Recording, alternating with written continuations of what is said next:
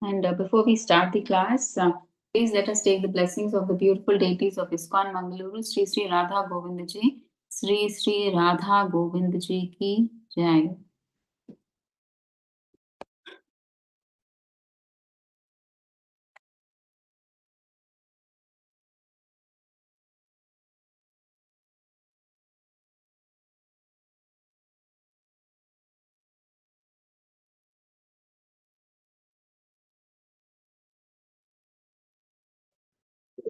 So we are supposed to start from Shloka 20.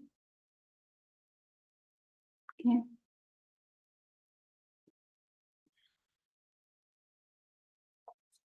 Okay. So translation by Srila Prabhupada, Srila Prabhupada ki jai. Material nature and the living entities should be understood to be beginningless. Their transformations and the modes of matter are products of material nature. Okay, so here what is Krishna trying to say? He's trying to say that Prakriti, please try to listen. I mean, like, please don't get confused between the soul and the body and material nature, what it is. I think it is going to be confusing. If it is not confusing, it is well and good for all of you. But please try to focus. It may sound a bit confusing or puzzling. Okay, so please focus. Huh? And but don't get confused. Okay, so here Krishna is saying Prakriti or material nature and Purusha means what? The living entity, the soul, are beginningless. Okay, so the beginningless means what? There is no a start and end, right? And all transformations and qualities means what? How do we get qualities are based on the three gunas, right? So all the transformations and qualities, right, in this world come from material nature. So what does this beginningless mean? What does it mean? So it means, see, there was never a time when they did not exist, right? So material nature exists as God's inferior energy. So we discussed all this, right? So material nature, Prakriti, is God's inferior energy, and the living entity soul, it exists as God's superior spiritual energy. Okay, so they are eternal, both are eternal, but both are dependent on Krishna. So living entities are dependent on Krishna, and Prakriti is also dependent on Krishna. And what are they saying, Namanchi? Their transformations and the modes of matter are products. So what are the products of material nature? It creates transformations, right? The transformation, in a sense, see what happens in this material world. You see physical changes happening, like birth, growth, old age, death, happiness, sadness, desire, fear. And what else do we see in the material nature? The three modes of nature, the three gunas: goodness, passion, and ignorance. So they also are products of material nature. So because of this, you develop different qualities.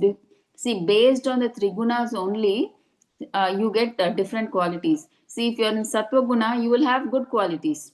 If you are in rajoguna, you will have, like what, passionate qualities.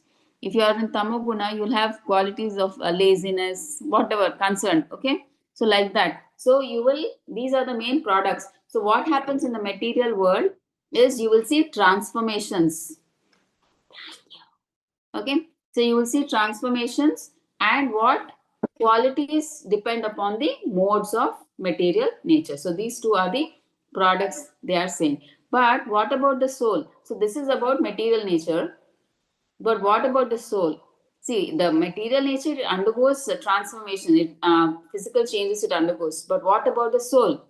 The soul never changes. Spiritually, all souls are equal. See, differences like rich or poor, human or animal, happy or suffering. So these differences belong to the body, okay, and not to the soul.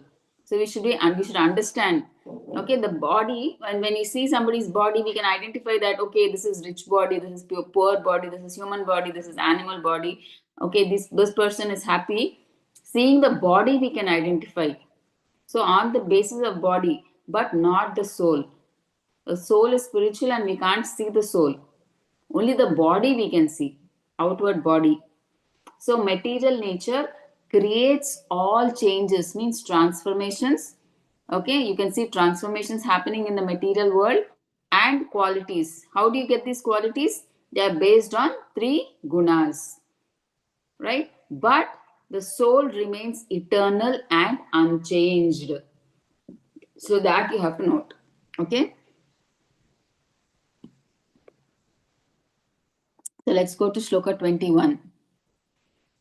Mataji, Yes, Prabhuji. Mataji, you said that the qualities are based on the three gunas.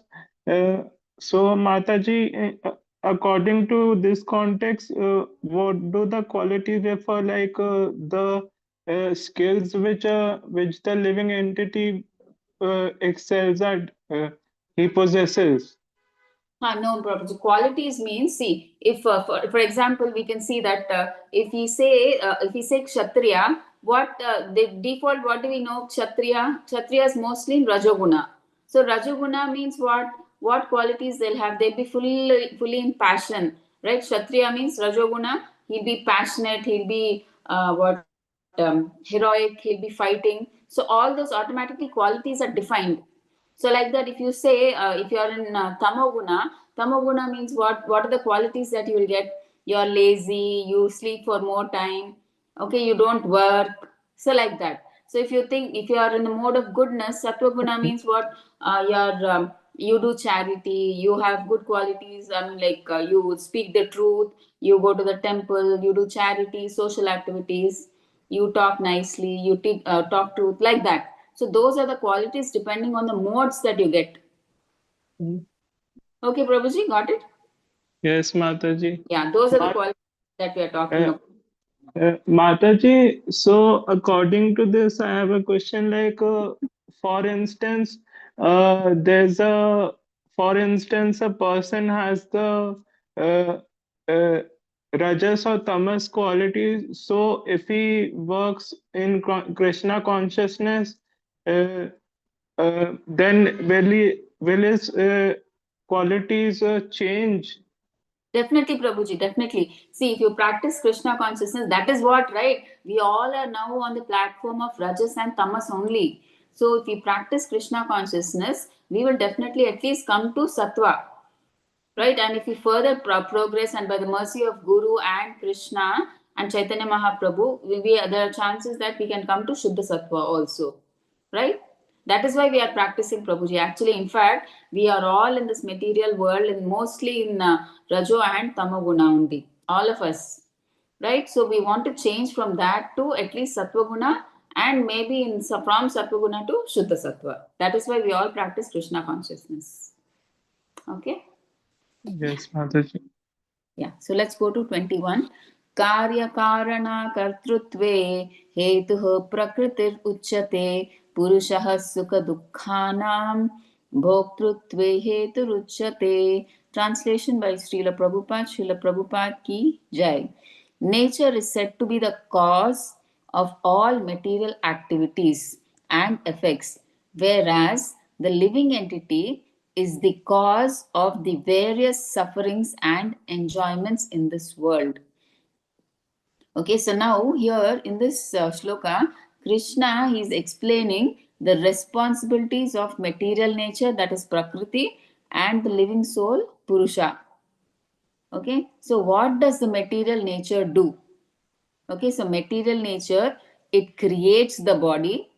Okay, it creates, please listen very carefully. What does, see, now the material body is different, we are saying body is different and the soul is different. So please be very attentive. See, what does the material nature do? So the material nature, it creates the body. Okay, it creates the senses, it creates cause and effect, produces physical actions, right? Physical changes are there. So all material activity happens because of nature, okay, because of Prakriti. Okay, so body grows, the heart beats, the food digests, okay, Okay, and the world moves. So that is material nature working. Okay, this is what the material nature does. Now, what does the soul do? The soul, it desires, it experiences, it enjoys, it suffers. Okay, the soul is the enjoyer or sufferer. So nature provides the body, the soul experiences through the body. Okay, you got it. So the material nature gives the body. See, in the earlier body, we must have had some desire, because of which we will get a certain kind of body. So the material nature, it provides the body. The soul experiences through the body. Okay. Mataji, that means the karma or the karya, whatever actions we do, that is the body is doing, and the actions what is performed, the pain or the means any happiness or this undergone by the soul. That is what you're telling about. Yes. Yeah, exactly, Mataji. See, whatever we do, I mean, like once the body is decided, suppose, for instance, Mataji, we are in the body of a dog. So the soul has, I mean, like, and suppose we say pig, and pig is eating stool. So it is the body, per material nature, the pig is forced to eat stool. And now the soul is staying in the body of the pig now. It can't control saying that no, I don't want to eat stool. It just sees, I mean, it has no option, right? It just sees that it eats stool. It has to just observe, because it desired previously in the previous janma, maybe it wanted to eat plenty. That's why it got the body of a pig. It had that desire. Okay, so it, I mean, like the body is, I mean, once the body is God and the soul is inside that, the soul has no control over the body. The body is totally under the control of material nature. I mean, three modes of material nature. The soul has no control. But whatever, I mean, like pains or pleasures or desires are there, that is experienced by, even if it likes or not, it has to experience, because that was what is his desire in the previous janma. He desired that and he got that body now. Even if he likes it or not, now he has no option. He has to take that body, and that body is directed by Prakriti. He just experiences or experiences pains, pleasures, that's all, suffers, desires, that's all. That's it. That is what the soul can do. It cannot change anything. Whatever is happening in the hands of the three modes of that pig, it happens, but he is just a silent spectator. And he experiences desires or enjoys, suffers for whatever is happening with the body. Okay, Mataji? Yes, Mataji. Yes. Yeah. Okay, so why do we get different bodies? See, because of different desires, we get different bodies. See, if someone desires certain pleasures, material nature provides a suitable body. See, then once inside that body, the soul must act according to its rules. That's what I'm trying to tell you. Once you desire, you get that body, now you have no option. Okay, the soul must act according to that body. See, the body is it's the body of the pig and it is forced to eat stool. The soul can't do anything. It has to eat stool. Even if the soul doesn't like also, I mean, like it may experience pain, but it cannot do anything. Okay, because it is the body is totally under the control of Prakriti. Okay, so that is the thing. See, it's like if the soul is placed in a dog's body, one must live like a dog. Okay, the body controls the type of experience. Okay, so the important point is here you have to understand the soul itself is originally pure. All of us know that, right? Originally it is pure, but because it wanted to enjoy separately from Krishna, right? It has left Krishna in the spiritual world and it has come here to this material world, right? So that's why Krishna created the separate material world, and that's why that soul enters this material nature, and because it gets a material body, that's it experiences happiness and distress. Okay, so what do we understand is like material nature creates the body, and its activities. So whatever activity that we are doing with the body is under the guidance of material nature and the three modes, right? But the soul is the one who experiences happiness and suffering through that body. Okay, the soul has nothing to do with the body. So once that body is got, whatever body is doing, the pains or pleasures are are experienced by the body through that body.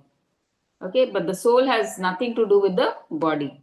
But whatever, once that body is got, it experiences the happiness and suffering through that particular body. Okay, so let's go to 22. पुरुषः प्रकृतिस्थो हि भुङ्क्ते प्रकृति जान् गुणान् कारणं गुणसङ्गोऽस्य सद् असद्योनि जन्मसु. The living entity in material nature thus follows the ways of life, enjoying the three modes of nature. This is due to his association with that material nature. Thus, he meets with good and evil amongst various species. Okay, so this verse explains why we are taking birth again and again. Okay, Krishna says the soul is sitting in material nature and enjoying the three modes. Because of association with these three modes, the soul gets different kinds of births, good and bad. So it's based purely on the modes, right? If you associate with the in Sattva-guna, you get good qualities, you get a good body. If you associate with the Tamoguna, you will get animalistic or lower species, right? So your birth is totally dependent on the association with the modes the soul gets. Okay, because of that, the soul gets different births, good and bad. So what does this mean?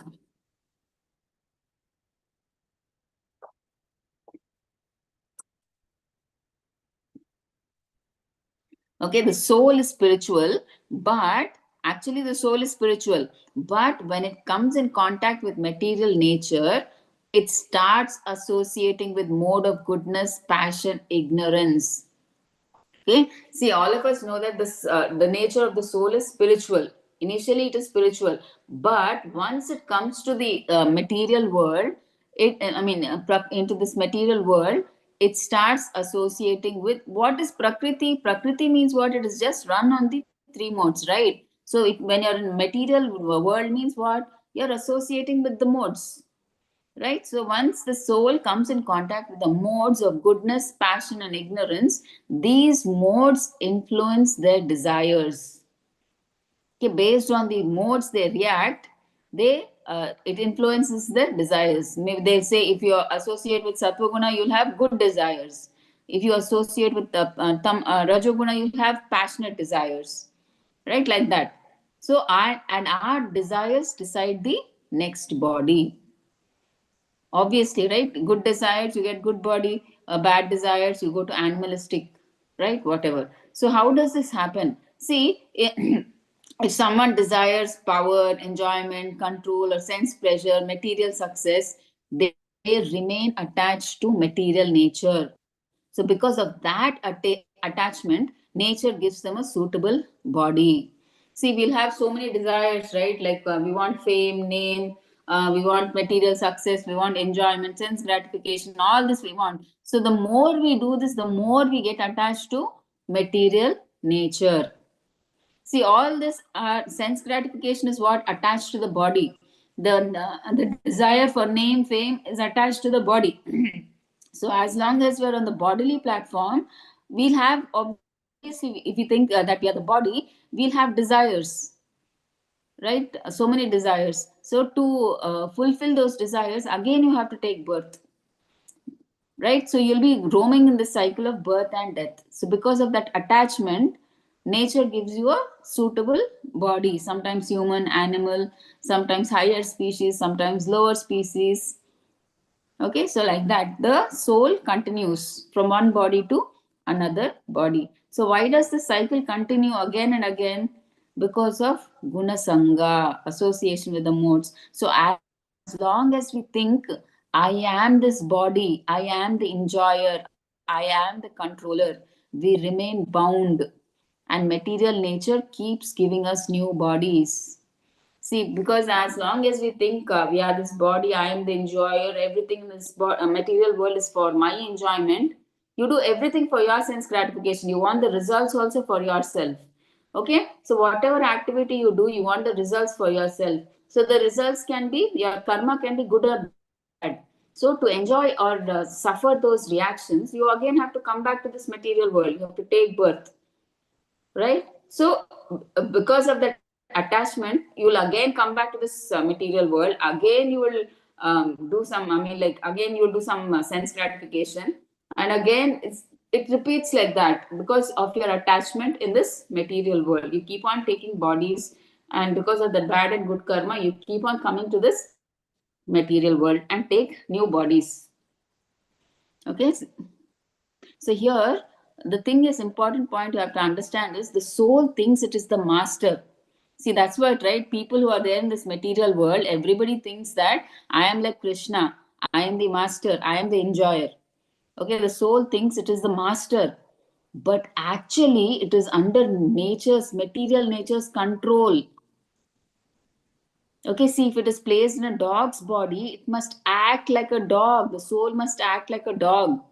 Where is the control? There is no control for the soul.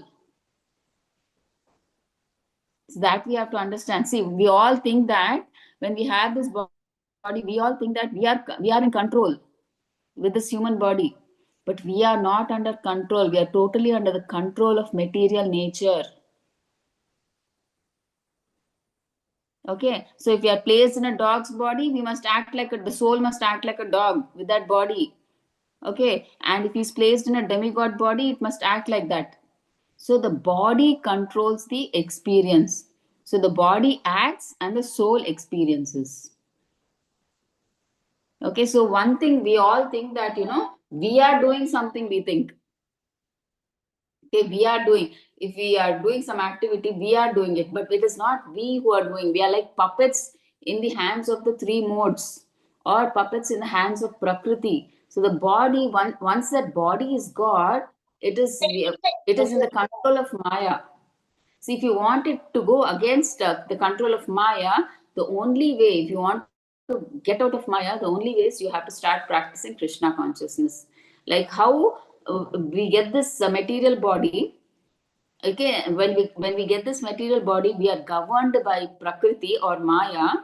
Like that, if you want to be governed by Krishna, you have to practice Krishna consciousness. If you don't want to be a puppet in the hands of the three modes, you have to start practicing Krishna consciousness. Understanding that the soul should understand that I am a soul, I am spiritual in nature. But now, what is the soul thinking? Soul is thinking that I am this body. So that because it is thinking it is this body, that is why all the problems are coming. The moment we realize that the soul is not the body, it is spiritual in nature, we come out of this. It means we are liberated. Now we understand that concept. So that is what we have to understand. So long the soul thinks I am this body, everything per the body, whatever the body keeps doing, soul keeps experiencing. But the day we realize that the soul is spiritual in nature and the body is different and the soul is different, and then when we start practicing Krishna consciousness, then we get liberated. Then we are no longer under the hands of the three modes. Okay, that we have to understand. Okay, so the solution for this is only practicing Krishna consciousness. So when we hear about Krishna, chant his holy name and serve him, gradually what happens? The material desires reduce. So why are we in this material world? Because we have material desires. So if you don't have material desires, there's no reason you have to come back here. Right? You have desires, that's why you're coming back to this material world. So you have to reduce or in fact nullify them, but you can have spiritual desires, because as a spirit soul, I mean, like, we cannot expect anybody to be desireless. So we have to convert our material desires to spiritual desires. Okay, that we should do. Okay, so if we associate with Krishna instead, so we return to our original spiritual happiness. We return back to Goloka Vrindavan. Okay, instead of worshipping, instead of what you say, being in the control of Maya, if you start worshipping, associating with Krishna instead, we will go back to Goloka. We will get liberated from this material world. Okay. Okay, so living entity follows the way according to the three modes. See, it associates with different modes, and that's why it undergoes all these changes. It is like we are puppets. See, we are born like babies, then childhood, then youthhood, old age, death, byproducts. All this is act. I mean, it's like a script play which is already whatever is happening is already written. We are just like puppets in the hand, in that body, particular body. Okay, so living entity follows the way of life, see, according to the three modes. Desire to enjoy forges the bond between Purusha and Prakriti. Association with material nature leads to different good and evil among various species. So depending on whatever mode you associate, you get good and evil bodies, whatever, depending on the modes that you associate with. Okay, you're either born as animals or human beings, depending on your modes. 23. उपदृष्टानुमन्ता च भर्ता भोक्ता महेश्वरः परमात्मेति चापि युक्तो देहेऽस्मिन् पुरुषः परः. Yet in this body there is another, a transcendental enjoyer, who is the Lord, the supreme proprietor, who exists as the overseer and permitter, and who is known as the super soul. So now, till now, see, Krishna explained that there is the body and there is the individual soul who is enjoying and suffering. Okay, but now Krishna says inside the same body there is another person. Who is that? It is the super soul. So we already discussed, right? In the heart, along with the soul, there is the super soul.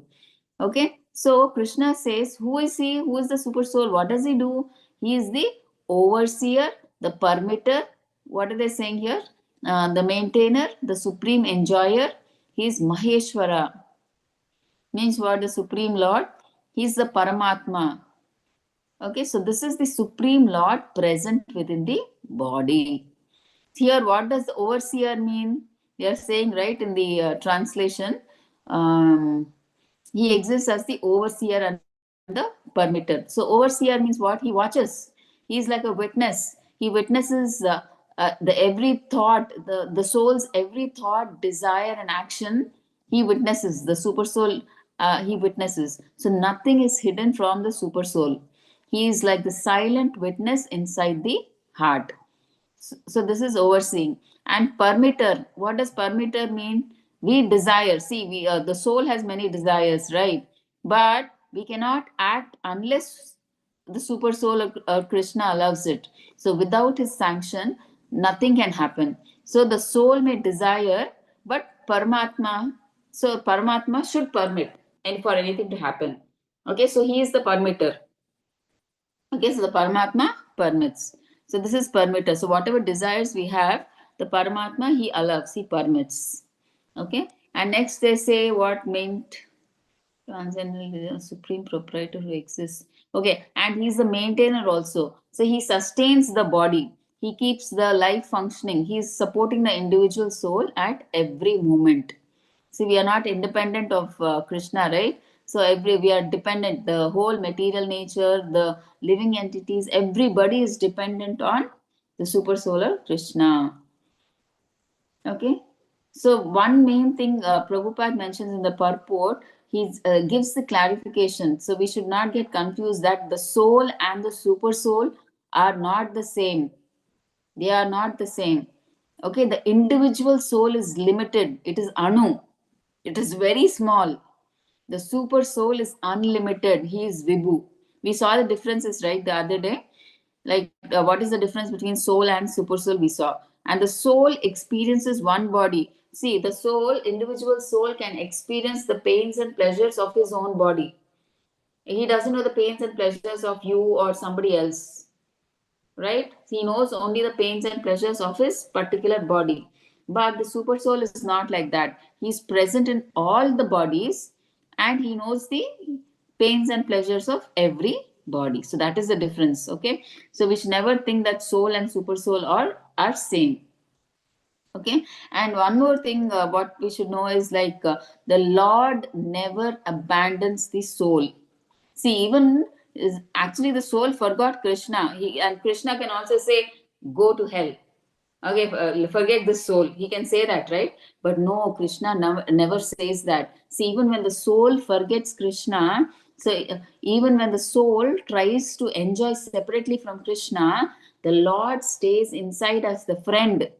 He's guiding him from within, right? That's what is the super soul, right? He's as a witness. He permits, he guides, he's a witness, everything he does. So he gives us remembrance, forgetfulness. So he stays inside as a friend out of compassion. He's guiding us from within. He's calling us back. Come back to your original place. Come back to Goloka. I'm waiting for you over there, because he's the supreme father, right? We are all lost children in this material world. Okay, so from outside, Krishna, he speaks through the scriptures. That's why he gives us the scriptures. Read the scriptures, understand them, and come back to me. And from inside, he speaks as Paramatma. We sometimes hear that inner voice, right? That inner voice is Paramatma speaking to us. He's guiding us from inside. Okay, so here, what are they telling in the shloka? See, the soul is not alone. The individual soul is not alone inside the body. Along with the individual soul, there is the super soul. And Krishna is that super soul, supreme soul. So what does the super soul do? He's witnessing, he's permitting, he's maintaining, and he's lovingly waiting for you to turn towards him. Okay, we all forgot Krishna actually, and we think that he will help me. He will help me. He is my father. He is my mother. He is my wife. She is my wife. My children. So we forgot Krishna, and we remember everybody in the material world. So Krishna is patiently waiting. Oh, when will he turn back to me? When will he come to me? When will he start practicing Krishna consciousness? Right? He's eagerly waiting for us more than we are actually. Okay. So 24. One who understands this philosophy concerning material nature, the living entity, and the interaction of the modes of nature is sure to attain liberation. He will not take birth here again, regardless of his present position. So now Krishna is giving the result of everything. Okay, one who understands, like whatever he explained from verses 20 to 23, Krishna says, what is the result? So anyone who truly understands the soul, that is Purusha, material nature, Prakriti, and the three modes, goodness, passion, and ignorance, how they interact, that person will not take birth again. So we should clearly understand what is the concept of soul, Prakriti, you have to understand, and the three modes and how they interact, how these three interact. With okay, if you know that person, he will not take birth again. Okay, first that understanding is important. If when you understand, then only you try to do it, right? You act accordingly. So that's what Krishna is telling. So what does understanding really mean? See, when we say understand, it's not like just memorizing, whatever is written there, or it's not just philosophy in the head. Don't just think like, okay, if you understand this, this is this, and theoretically you read and you forget about it. It's not like that. See, what is real understanding means, you have to understand that I am not this body. Really, you have to understand. Because we all, the soul is thinking it is the body, but the soul is soul. It is separate from the body. So we seriously have to understand that. It has to understand, I am not this body, I am the soul. I am not the controller. I am not the enjoyer. I am an eternal servant of Krishna. Okay, so the material nature is acting through the modes. You have to understand that. See, if anybody is coming from this material nature, they will take a material body, and that material body acts according to the modes of the material nature, like a puppet, that's all. And the soul experiences the pain and pleasure, that's it. Okay, and Krishna is the super soul who is guiding everything. Okay, so when this becomes, when we understand this and we get realization, not theoretically, okay, when we get that realization, that means that is the time true liberation starts. Okay, when you understand this concept that you are not this body, you're not the enjoyer, okay, you are a soul, you're spiritual in nature, and your swarupa is to serve the supreme lord. That is the time when your true liberation starts. Okay, when you get that realization, not theoretically, not reading the just that translation or like that, when you really understand that, okay, it means you have started your liberation. The process of liberation has begun. Okay, so even while living in any condition, okay, so Krishna says, no matter what position someone is right now, see, maybe you're rich or poor or young or old, householder or renounced. If they truly understand this knowledge, they become free, irrespective of whatever body. So, Krishna consciousness, that is why Prabhupada, he says, right? Anybody can practice. Anybody can practice. Even a 5-year small child can also practice, right? So that's what is, I mean, like, if they truly understand this knowledge, they become free. So freedom does not depend on external situations, right? On what body you are in. So it depends on clear spiritual understanding. When you understand that, you get that knowledge, you try to implement that, right? So that's why knowledge is very important. Then you'll have no more birth. Why? See, generally, why does birth happen? Because we identify with this body. We desire material enjoyment, right? So, why did we come to this material world? Because we wanted to enjoy separate from Krishna, right? So, that's why we got a material body. Okay, when we get a material body, what happens? We obviously associate with the three modes, right? But when the knowledge becomes clear, but when we understand that we want to get out from here, see, actually attachment to matter breaks when you get that knowledge. How you can get liberated, if you understand, by practicing Krishna consciousness, means what? You are getting closer to Krishna. So I mean, like, all your material desires slowly start disappearing, right? When you have no desires and only spiritual desires, that means your liberation has started. There's no reason why you have to come back here, right? You started your Krishna conscious journey. Okay, so when that attachment breaks from this material world, obviously rebirth stops, because you have no more material desires, right?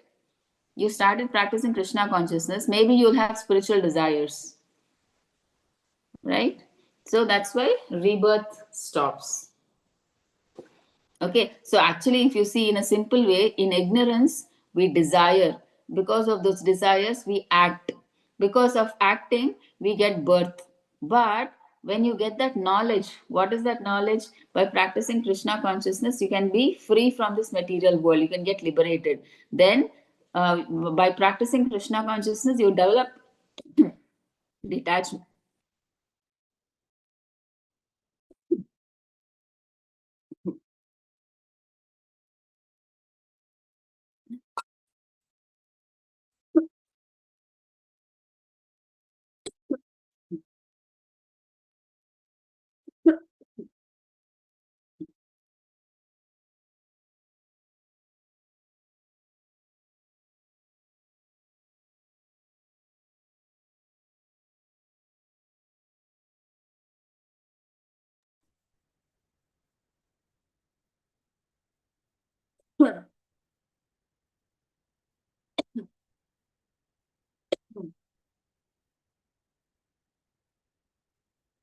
you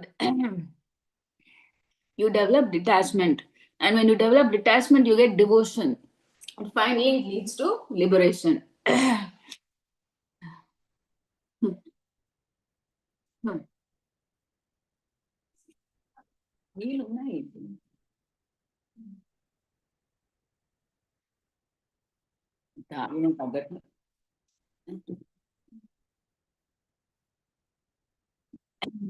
So what is the purpose of this knowledge? So the main purpose is to return to spiritual consciousness, to stop struggling in this material nature. Why do we practice Krishna consciousness? Okay, to return to our spiritual consciousness, so that we can stop struggling in this material nature. So to go back to our eternal spiritual life. So that is our goal. So if we truly understand the difference between the soul, material nature, and the super soul, and how the modes bind you, you become free from rebirth and you return to spiritual life. Okay. See, because we have this material body, we are bound by the three modes. So the only way, like we are we are like puppets in the modes of these three modes, right? If you want to get out of these three modes, the only way is practice Krishna consciousness. Okay. So let's go to 25. See 24. So the result of knowing philosophy. So one who understands philosophy concerning material nature, the living entity, and the interaction of the modes of nature is sure to attain liberation. So if you know the three modes, the material nature and the living entity properly, you're sure to attain liberation. Knowledge of truly understanding the relationship between soul, super soul, result, liberation, and return to spiritual world. What is the purpose of knowledge? To understand how the living entity has fallen into this material world in a precarious condition.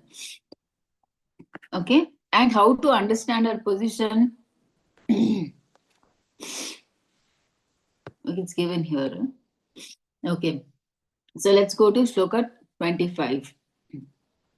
That super soul, okay, that super soul is perceived by some through meditation, by some through cultivation of knowledge, and by others through working without fruitive desire. So here in the shloka, Krishna explains that different people realize the super soul in different ways. Some through meditation, that is dhyana yoga. We all saw that in 6th chapter, right? So they sit quietly, they control the mind, they turn their attention inward. So by deep meditation, they try to see the super soul within the heart. Okay, so that is through meditation, they try to see the super soul. And next, second process they're saying is through knowledge. Okay, through Sankhya or Gnana Yoga. Right? What do these people do? The Gnana Yogis, they study, right? They gain knowledge, like what is matter, what is the soul, what is beyond both. So by philosophical understanding, they gradually realize there is a supreme soul above the individual soul. See, actually, Gnana Yoga, they have to go a step-by-step process to realize the supreme person. First, they merge into the impersonal Brahman. From the impersonal Brahman, they have to come to the Paramatma stage, and from the Paramatma stage, they have to come to the Bhagavan stage. So, but finally, they have to come. So, it's step by step, they rise to that understanding. Okay, that is through Gnana Yoga. And through Karma Yoga, also, it's the same thing. Okay, they perform duties without attachment to results. Okay, so by purifying their actions, their heart becomes clean, and gradually they come to spiritual realization. So this is like through karma, what happens when they do specific duties that are mentioned in the Vedas, they become purified. So when their heart becomes purified, what happens? You get closer to Krishna consciousness. So you start practicing Krishna consciousness. Slowly, you start practicing Krishna consciousness, you get go back to the Supreme Lord. So everything is like a process to reach the Supreme Lord. So here we have to understand the important point is like there may be different methods, but the goal is same. Okay, realizing the super soul. But among all, devotion is the most complete understanding. Why? Because bhakti, it involves meditation also, it involves meditation, it involves knowledge, and it involves purified action, karma, right? It involves meditation, it involves knowledge, and it involves purified action, that is karma. That is what we saw, right? In the first 6 chapters, we saw what? Karma, bhakti through karma. And 7 to 12, we saw bhakti itself. And 13 to 18, what did we see? Gnana. Now we are seeing, right? Bhakti through knowledge. So all is inclusive in this bhakti yoga. So meditation is there, knowledge is there, karma is there.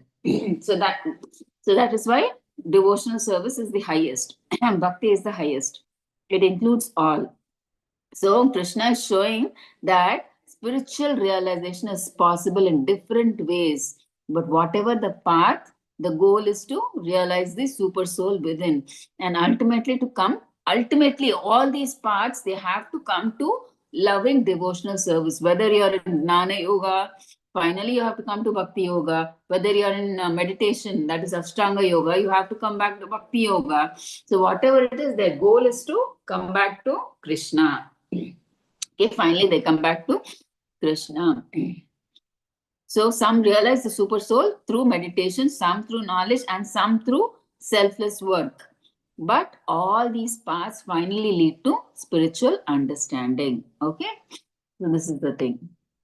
See here, see understanding through various types of yogas. So Lord explains 2 classes of conditioned souls, faithful in spiritual life. Okay, that is dhyana. So some perceive the super soul through meditation, and Sankhya Yoga through knowledge, cultivation of knowledge, and Karma Yoga through working without fruitive desires. Means they do their duty to the fullest without any expectation of result. Okay, but atheists, agnostics, and skeptics are beyond the sense of spiritual understanding. Okay, it also includes those who establish the doctrine of monism. Okay. Devotees of the Lord are best situated in spiritual understanding because they know that beyond the material nature are spiritual world and supreme personality of Godhead who expands as Paramatma. Okay, so the devotees of the Lord are the best in spiritual understanding. Okay, so 13.26. Again, there are those who, although not conversant in spiritual knowledge, begin to worship the Supreme Person upon hearing about him from others. Because of the tendency to hear from authorities, they also transcend the path of birth and death. So now Krishna, see, now he says something very hopeful. Okay, see, not everybody can do deep meditation like the Ashtanga Yogi, or not everybody can gain knowledge like a Gnana Yogi. They can't study complex philosophy, right? Or practice strict yoga. But what they are saying in this shloka is, but there are others, they may not understand everything. They may not know Sanskrit, they may not be philosophers.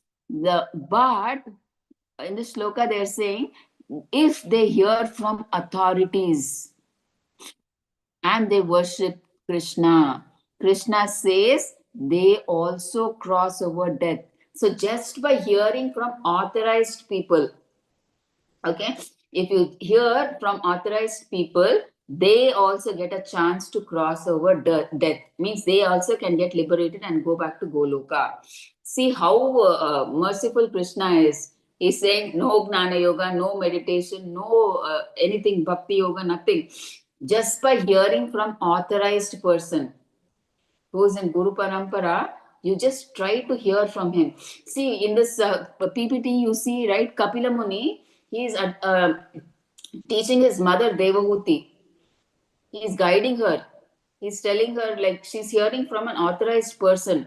So that's why she would go back to Godhead. Okay, just by hearing about, about Krishna from an authorized person, you can transcend the path of birth and death. Okay, so why is hearing so powerful? Because when you hear the sound enters the heart. See, even if the mind does not fully understand what is being said, the heart begins to change. So, what is Krishna teaching here? He's saying you don't have to be a great scholar, you don't have to be a perfect yogi. If you sincerely hear and worship, you can transcend birth and death. So, even simple faithful hearing can lead to liberation. Okay, so spiritual life is not only for intellectual people, it is also for anyone who listens sincerely. Okay, how easy is that, right? So Krishna is giving all of us a chance. Just if you hear sincerely from authorities, you will get liberated from this material world. Okay. So Gnana Chakshu, one who can see the super soul, living entities, and material nature in the perspective. Okay. Okay, 13.27. O chief of the Bharatas, whatever you see in existence, both moving and non-moving, unmoving, is only the combination of the field of the activities and the knower of the field. Okay, so Krishna says, whatever you see in this world, whether it is moving or non-moving, is a combination of what? Kshetra and Kshetragna. Means the body and soul. It's the combination of body or material nature or the soul. It is just the combination of Kshetra and Kshetragna. So please understand that, okay? So what does this mean? So anything that exists like trees, animals, humans, birds, even tiny insects, all are made of material body and living soul. So without both, there is no living existence. Okay, only if both are there, there is existence, right? See, for example, see, think of a machine. See, the body is like a machine and the soul is like the driver. A car without a driver is of no use, right? So a driver without a car cannot drive on the road. So when they both combine, then only there is movement of the car, right? It's like see, if there is just the car or the driver, what is the use? When both combine, only the car moves forward. It's like that.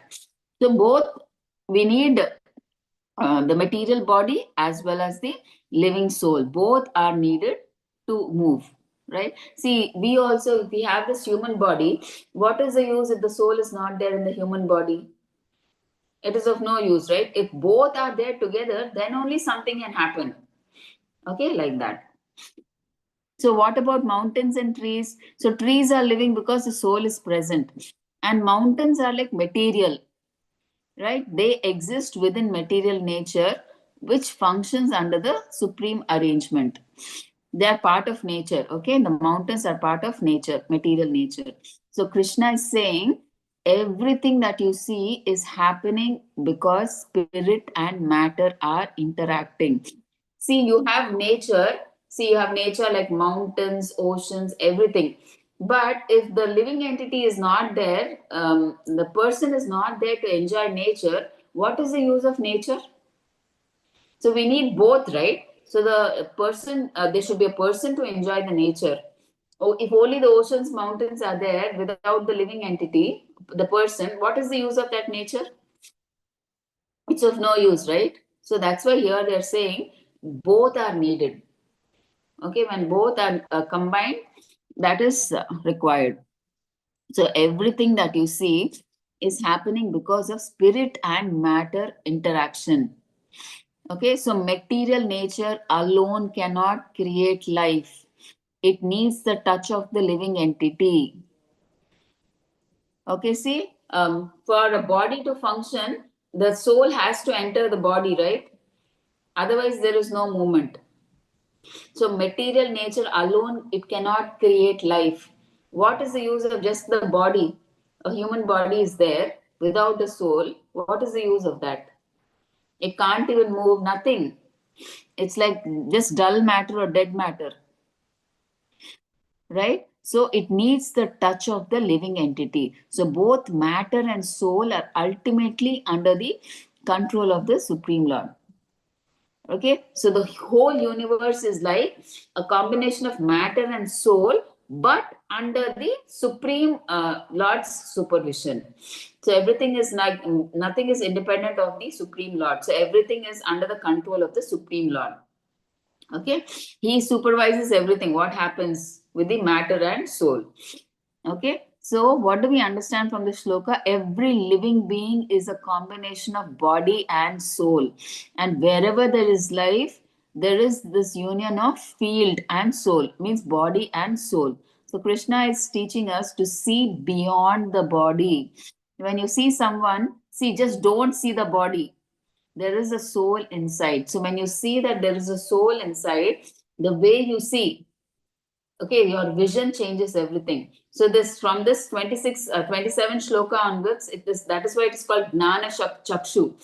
The way you see, it varies. Don't see yourself as the body. See yourself, visualize yourself as the soul, because you are the soul. You're not the body. The body is different and the soul is different. Okay. Spiritually realized person can distinguish between spirit and matter in all circumstances. Moving, non-moving, whatever you see in existence is only a combination of the field of activities, that is the body and the soul. Okay, so 13.28. Samam sarveshu bhuteshu tishtantam parameshwaram vinashyatsu avinashyantam yah pashyati sa pashyati. Translation by Srila Prabhupada. Srila Prabhupada ki jai.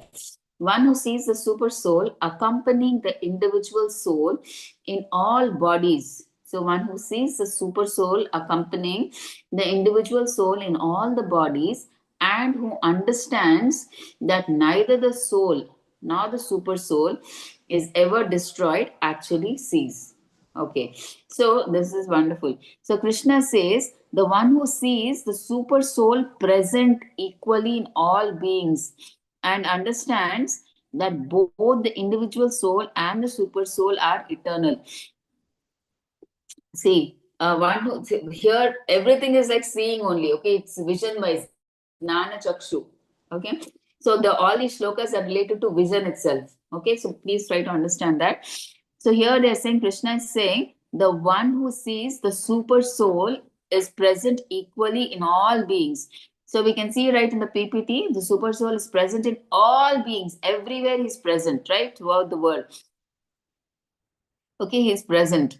And what else are they saying? In the Krishna is saying, and who understands that both the individual soul and the super soul are eternal. Both are eternal. Okay, and that person actually sees.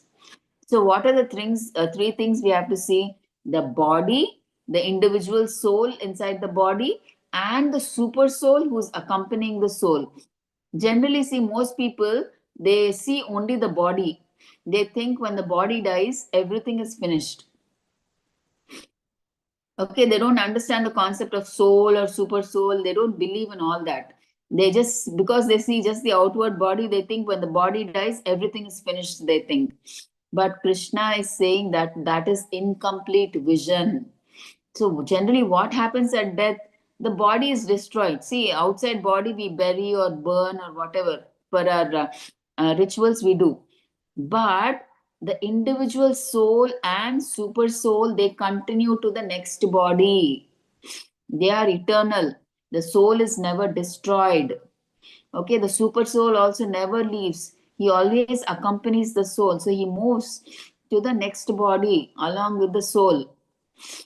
Okay, so bodies change. Okay, and consciousness continues. So they move from one body to the other body. So real vision means seeing the body is temporary, the soul is eternal, and the super soul is eternal and present in all. Okay, so one who understands this truly understands everything. Okay, So we have to understand that soul and super soul are eternal. Generally, people forget, they don't and even know the concept of soul and super soul. They just identify themselves with the body, and when the body dies, they think everything is done, everything is over. But they have to understand that from the when the body dies, I mean, like the soul and the super soul, they continue to the next body, are transferred to the new body. Okay. They are eternal.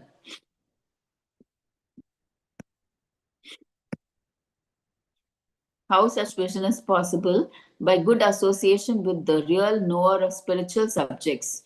Who is the man in real knowledge? One who can see things in proper perspective. The body, its proprietor, the soul, and the super soul as the friend of the soul. Okay, so if you can see these, you can see things properly. So 13.29. One who sees the super soul in every living being and equal everywhere does not degrade himself by his mind. Thus he approaches the transcendental destination. Okay, so here Krishna says that if you see the super soul equally present everywhere, like you see in the PPT, right? In everybody, in the cow or the Brahmana or the Mlecha or elephant, anywhere, okay, if you see equally in the super soul present, you do not degrade yourself by your mind and you reach the supreme destination. See, what does like not degrade himself mean? See, the mind usually, I mean, like it pulls us towards what? Anger, envy, pride, exploitation, sense enjoyment. See, when we see only bodies, what happens? We tend to compare. See, if there is a neighbor who's of our same age, like both of us are doing business, we try to compete with him. When we see them on the bodily platform, see, we both started business on the same time. Oh, his business is so nice. So we start getting jealousy, envy, everything when we start comparing. So when we compare on the bodily platform, right, then we get all these envy, pride, and everything. Okay, so when we see only bodies, we compare, we compete, we get hurt. But when we see the Supreme Lord is present in everybody, then our focus shifts. Okay, because the Supreme Lord, I mean, the Super Soul is present in everybody, we hesitate to harm them, we hesitate to insult them, we hesitate to exploit them. Okay, because you see the sacred presence of Paramatma everywhere. See, you see Paramatma is present in your neighbor, right? Then the way you look at them, you don't look at him on the bodily platform. You see that there's Paramatma in him. Okay, if you, I mean, like that vision changes your focus. Okay, so how does that protect you when you see Paramatma in every living entity? See, when you harm others with envy or cruelty, you harm your own consciousness. What happens? See, when you get angry at others, it spoils your own health, first of all, right? It harms your own consciousness, it darkens your heart. So that is self degradation. But when you have equal vision, when you see Paramatma in everybody, it keeps the mind pure. You become peaceful, gentle, you become steady. Okay, and because of your consciousness, you become aligned with truth. So instead of being body centered, you become God centered. Now you don't see everybody on the platform of body. You become God centered. You see the super soul in everybody now. Okay, so so the main thing is like your consciousness determines your destination. So when the mind rests in awareness of the super soul, so when it sees Paramatma in every body, it naturally rises upward. Okay, so what does this mean? See, when you see the super soul in everybody, the mind becomes purified. So there is no envy, there is no hatred. Your consciousness is elevated. So you reach the spiritual destination. Okay.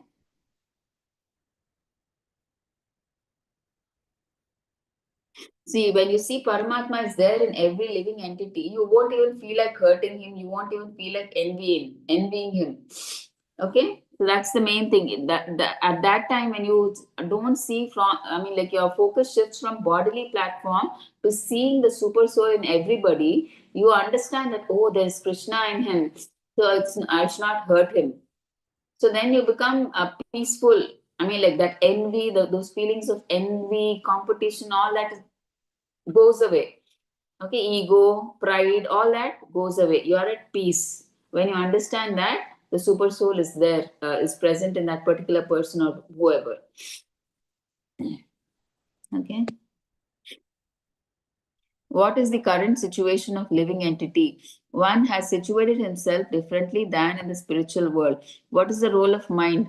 Mind is generally addicted to sense gratification, which binds the living entity to the material world.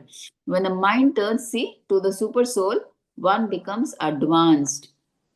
Then one approaches the transcendental destination. So this is actual seer. Okay. When you focus your mind from the bodily concept to the super soul, then you become advanced.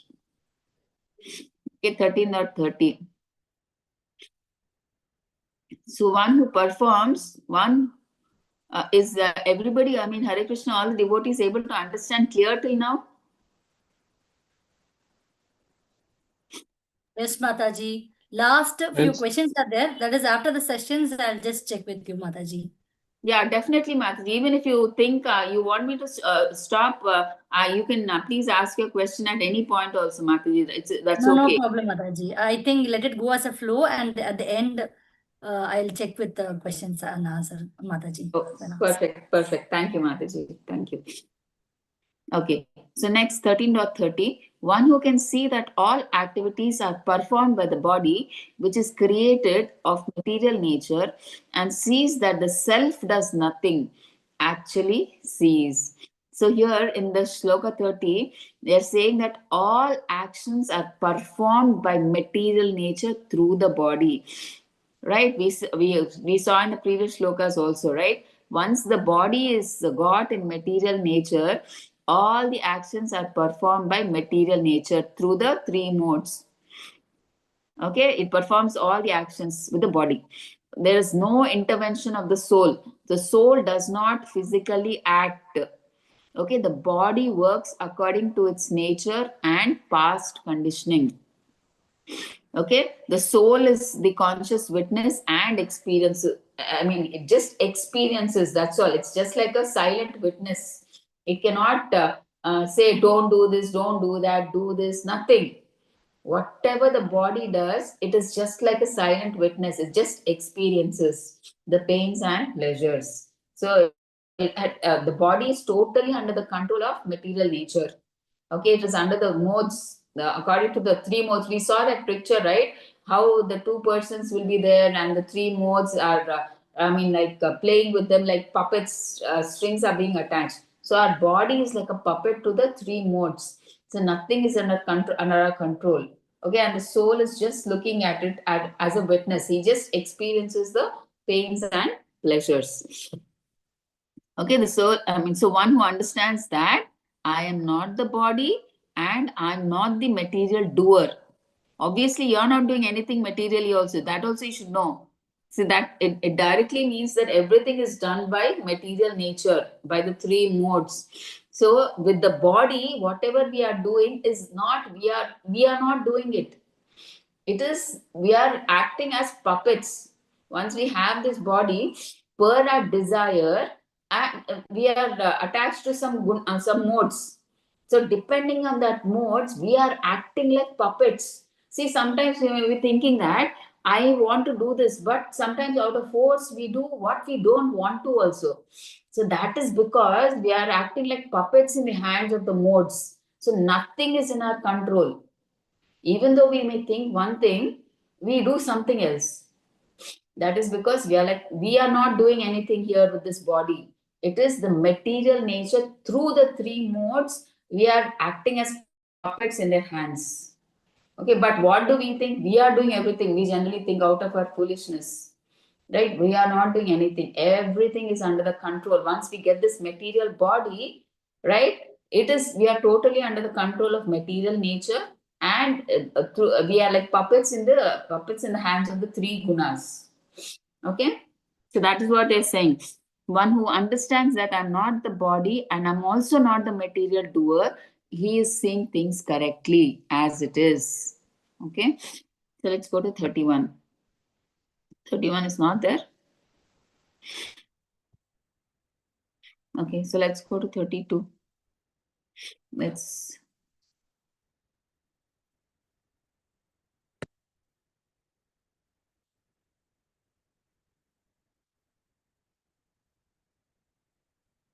okay, 31 is not given. Okay, I'll have to open, I think.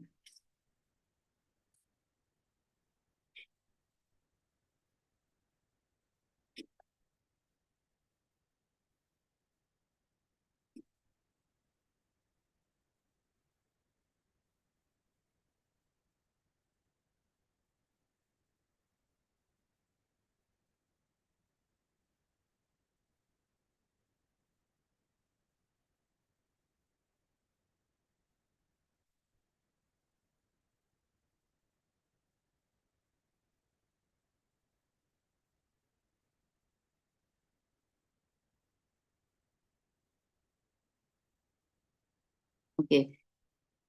Translation: when a sensible man ceases to see different identities due to different material bodies, and he sees how beings are expanded everywhere, he attains to the Brahman conception. So here Krishna is saying, as long as we see this is a man, this is a woman, this is a dog, this is a demigod, we are seeing only bodies. So that is material vision.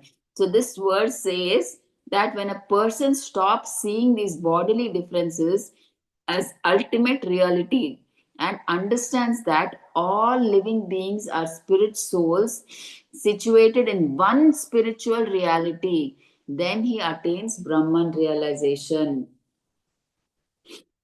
Okay, so what does this mean? The shloka mean? See, the soul is one in quality. So every soul is spiritual. Okay, the soul is one in quality, right? And every soul is spiritual. So bodies are different because of different desires and contact with material nature, but the soul itself is not. So high or low, human or animal, rich or poor, these are just bodily labels.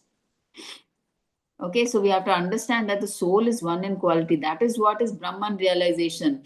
We should not see them on the bodily platform. We should identify them as souls. The soul is one in quality, and every soul is spiritual. Okay, so when someone truly sees, means see, all these varieties are expansions within the same spiritual reality. Okay, when they see all these varieties are expansions within the same spiritual reality. Okay, so then their consciousness rises. They are no longer trapped in the material comparison. Okay, so this is Brahman vision. Okay, so what is Brahman vision? Seeing spiritual unity behind material diversity. Okay, so you have to spiritualize. I mean, you should stop seeing materially but start seeing spiritual unity. Okay, so not denying variety, but understanding its temporary nature. So see, in simple words, what are they trying to say is there are many bodies. Okay, bodies are many. The souls are spiritual. Okay, spiritual reality is one. So one who sees like this enters Brahman understanding. Okay, see, when a sensible man stops to see different identities due to different material bodies, and he sees how beings are expanded everywhere. See, the same soul, because of different desires, he takes different bodies, but it is the same soul. So one spirit soul, that we have to see, that is Brahman realization. Okay, it does not mean that because he's taking different bodies, he is different spirit soul. Not like that. what they are saying is that same spirit soul is taking different bodies. So one who sees that, he understands that that is Brahman realization. So we stop seeing on the bodily platform and we just connect with that one spirit soul, but which is taking different bodies. So we forget about the bodily conception. We come to the spiritual platform. So we see only one spirit soul, right? We see only that spirit soul, but it takes different bodies because of different desires. That is Brahman realization.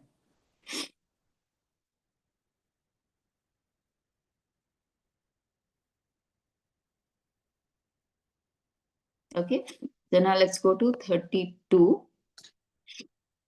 Mataji, Yes, Prabhuji? Mataji, what do we mean by Brahman vision? That's what we are spirit, Prabhuji. Brahman means we are spirit souls. So it means seeing spirituality beyond material.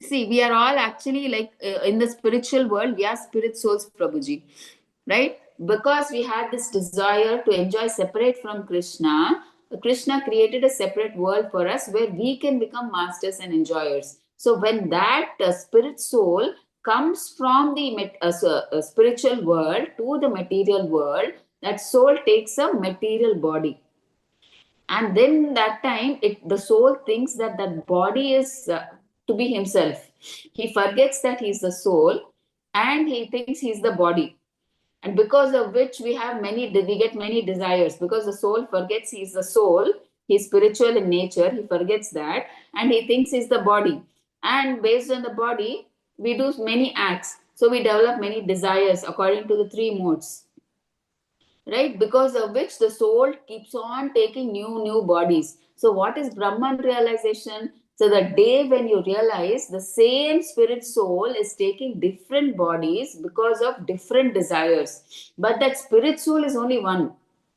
but because of different desires, see, in one body it may be a pig, in the next janma it may be a dog, it may be an insect. So it's the same thing, same spirit, it is taking different bodies because of different desires. So when you know that the same spirit is taking different bodies, that is called Brahman realization. You understand that spirit soul is spiritual. So you understand that spirit is one, that spirit soul is one, but because of different desires, it is taking different bodies. So that understanding is called Brahman realization. Uh, Mataji, so to some Brahman vision, we will say seeing spirituality beyond material vision. No, I didn't get you. Spirituality. No. Yes, Prabhuji, please tell. Brahman vision, we will the small Brahman definition. means, Prabhuji, Brahman realization means to understand that we are spirit. See, now in this material world, the soul is thinking we are body. So Brahman realization means to understand that we are spirit soul. Okay, Prabhuji, because we are spirits, we are not bodies. Body is separate, spirit is separate, spirit soul is separate. So Brahman realization means we get to the understanding that we get to know that we are spirit souls. Okay, Prabhuji? Yes, Mataji. Yeah. So let's go to 32.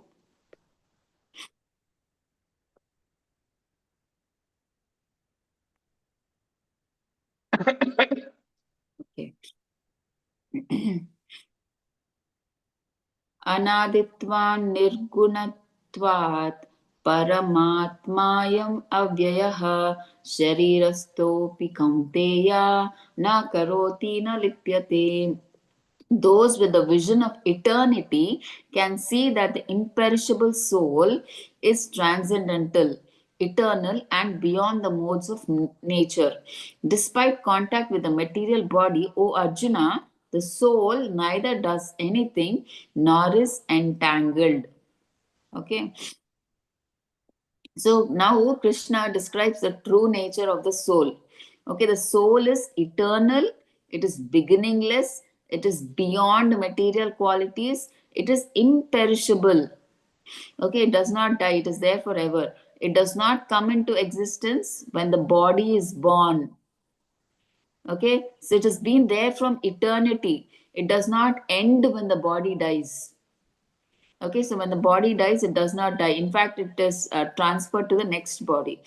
Okay, it does not die. So even though the soul lives inside the body, it remains separate from it. Okay, so we all know that the soul is separate from the body. The soul has nothing to do with the body. Even though it stays within the body, it has nothing to do with the body. It remains separate from it. Okay, the soul, it remains pure even while it is situated in the body. The soul is always spiritual, but when it comes to this material world, it thinks it is this body. It is spiritual otherwise, right? But when it comes to this material world, it thinks, the soul thinks it is the body. Okay, and that's why it does all, it desires so many things. It wants sense gratification, it wants name, fame, all these things it wants, and it gets attached to the material world because of this bodily concept. Okay, and here here this verse says that the soul, they're saying in a translation, the soul does not act and it is not entangled. Right. So, see, material activities happen. Why? Because of contact with material nature. So we discussed, right? It is not we acting, the soul acting. It is why do the material activities happen? Because contact with material nature. So when it is in contact with material nature, what happens? The body acts, the senses acts, the mind reacts. But the soul remains transcendental. Okay, the body acts, the sense acts. When in the material nature, the body depends, I mean, it's totally a puppet in the hands of material nature. So the body acts, the senses act, the mind acts. But the soul, because it is spiritual, it is not material, the soul is transcendental. That is why it does not respond or react to all these things. Okay, it is independent from the body. Okay, so because the soul is beyond the three modes of nature, it is not actually bound by material activities. It is only the body that is bound by the three modes. Okay, you cannot bind the soul because it is transcendental, it is spiritual. Okay, so bondage happens due to identification. So remember that. So why are you bound in this material world? See, only when the soul thinks that I am this body, it feels bound. When it understands that I am eternal spirit, that is liberation. That is true knowledge. So when the soul thinks it is this body, it gets attached and it keeps roaming in this material world. But the moment the soul thinks, I am not this body, I am spirit soul, and it knows that what is the duty of the soul, it is Jivera Swarupohe Krishna Nityadas, then it starts working towards that. Okay, but as long as we don't understand that we are soul, we are spirit soul, we are eternal, as long as we continue that thinking that the soul thinks I'm this body, we are not liberated. We are attached to this material world. But the day we understand that we are not this body, we are the soul, we get liberation. Okay, so the soul is eternal and pure. It lives in the body, but it is not material. It is always spiritual. See, it does not become entangled in the material world because it is spiritual, nothing to do with material things. Okay, so it does not get entangled with the body. So soul is separate and the body is separate. Okay, so ignorance causes bondage and knowledge gives us freedom from this material world. Okay, so 33. So here Krishna is giving a beautiful analogy or comparison. The sky, due to its subtle nature, does not mix with anything, right? Although it's all pervading. Similarly, the soul situated in Brahman vision does not mix with the body, though situated in that body. So here Krishna gives a beautiful comparison. Okay, see, the sky is everywhere, it surrounds everything, it enters everywhere, but it does not mix with anything. See, whether there's smoke, or smoke may fill the sky, or the clouds may cover the sky, the dust may move it, but the sky itself never remains untouched. It is never untouched by all these, whether smoke comes, whether clouds block it, or whether there's sun or something, whatever happens, the sky, it remains untouched, right? So in the same way, the soul, it lives inside the body, it is present throughout the body. Okay, the soul is present as consciousness throughout the body, right? Yet it does not mix with the body's material qualities, it does not mix with the body. See, the body may be young or old, healthy or sick, happy or distressed, but the soul remains separate.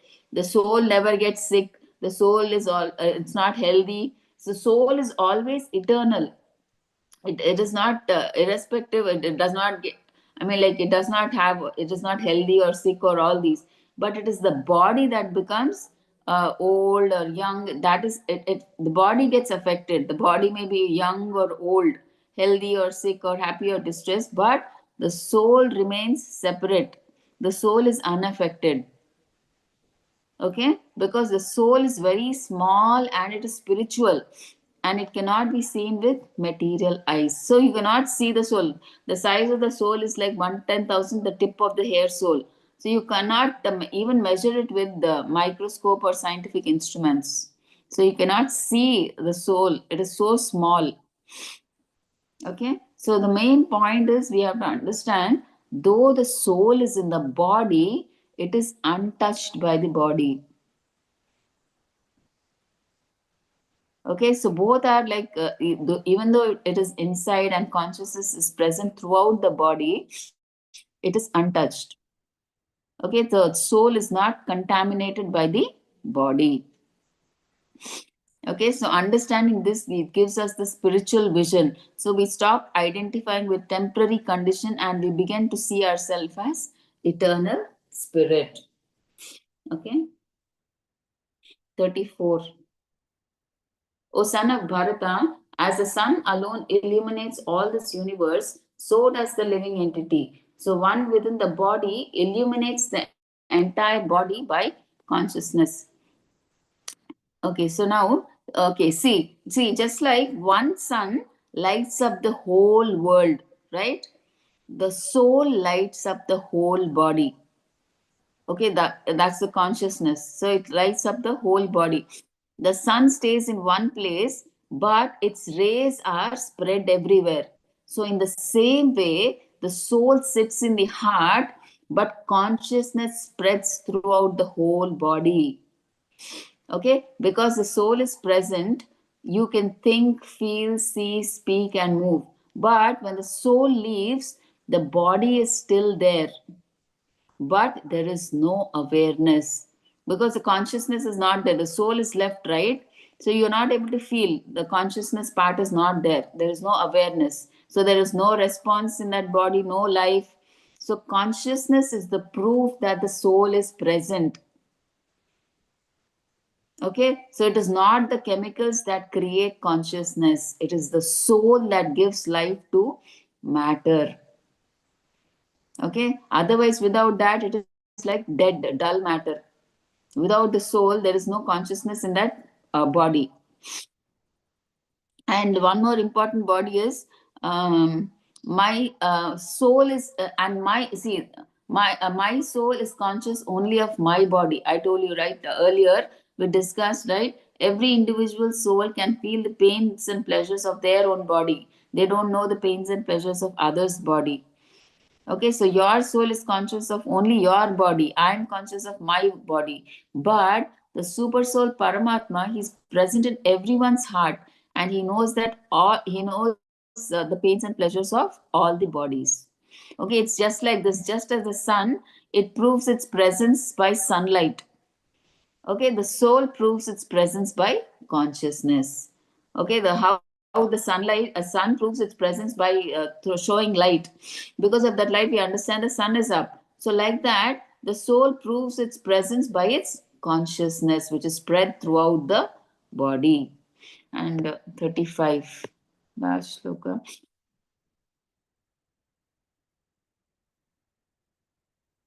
See the difference between body and the knower of the body. The process of liberation from bondage result is one attains the supreme goal. So 35 shloka is also not there. Huh? Okay, this is 35. The shloka is not given. I think we'll see it here.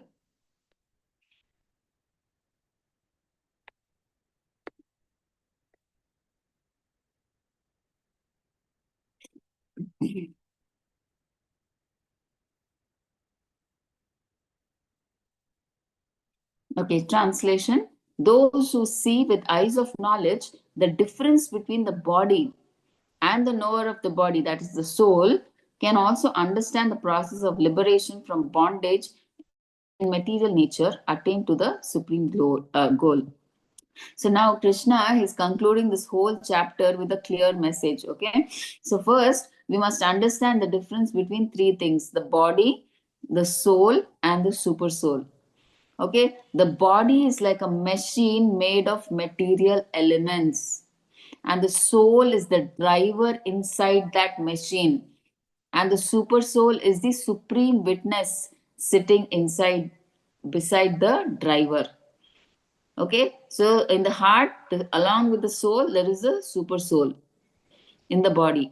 Okay, so most people generally think that I am this body, but when we see with knowledge, we understand that I am not this body, I am the soul. So that vision is called Gnana Chakshu, Gnana Chakshushu, the eyes of knowledge.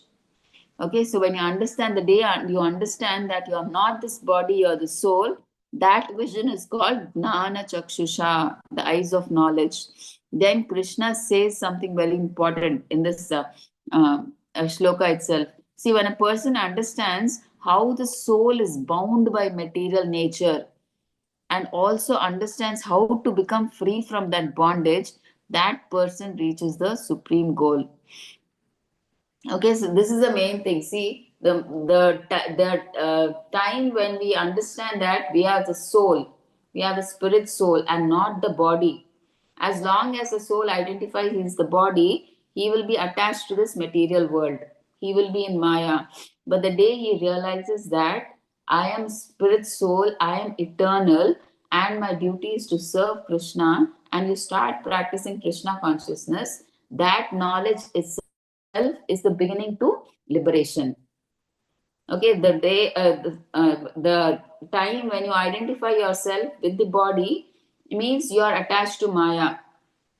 But the day you know you are the spiritual soul, spirit soul, and you are eternal, and your duty is to serve Krishna, and you start practicing Krishna, you're you understand, you get that true knowledge, and you start practicing Krishna consciousness, and you get your liberation has started.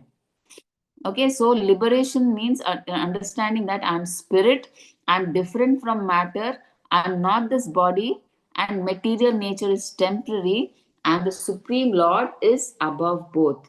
So when someone truly sees this clearly, they become qualified to go to the spiritual world. So this is the sum and substance of this chapter. Okay, so with this we end the chapter. Hope